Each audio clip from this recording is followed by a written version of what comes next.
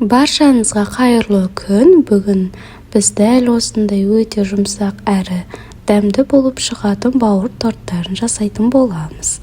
Алдымен видеоны көрмес бұрын менің каналыма тіркеліп, лайк басып, комментарий жазуды ұмытпаңыздар. Алдымен бауырымызды турап аламыз. Мен блендердің көмегімен езіп алдым. Сіздерде блендер болмаса, қатып тұрған күйінде теркадан өткізіп алсаңыздар болады. Енді біз бауырымыздың үстіне 2 жұмыртқа, сүт және де тұз салып, жақсылап блендермен езіп алатын боламыз. Мінекей бізде осындай болып шықты. Енді біз бұны бөлек табаға құйып, қалған сүтімізді және де сұйық майымызды құйып, жақсылап араластыратын боламыз.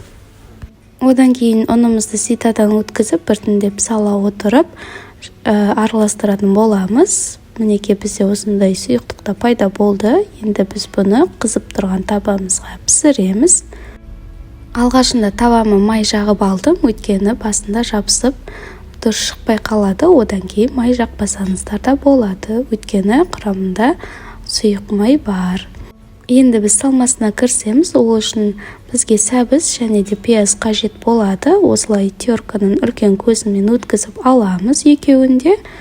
Және де үстіне шым-шым тұз салып, сұйық май құйылған табамызға қуырып алатын боламыз.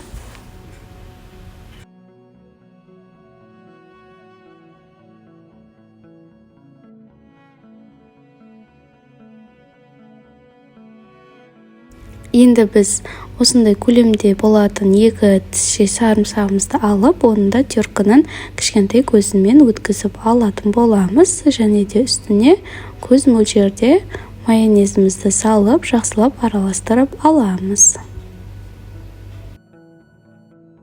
Мінекей бізде сәбізді салмамыз дайын болды. Енді біз осының үстіне манағы майонезімізді салып, жақсылап араластырамыз. Мінекей бізде осындай масса пайда болады. Енді біз осыны бауырдың ортасына жақсылап жағып шығатын боламыз.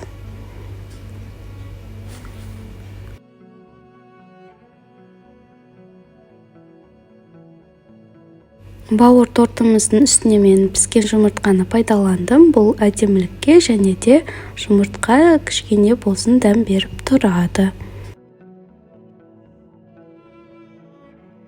Мінекей бізде бауыр торттарымыз дайын болды. Менде бауыр 14-15 штук болып шыққандықтан 2-ге бөліп жасадым.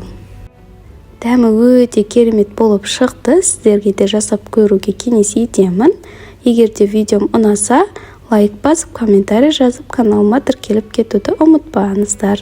Сіздерге ас болсын.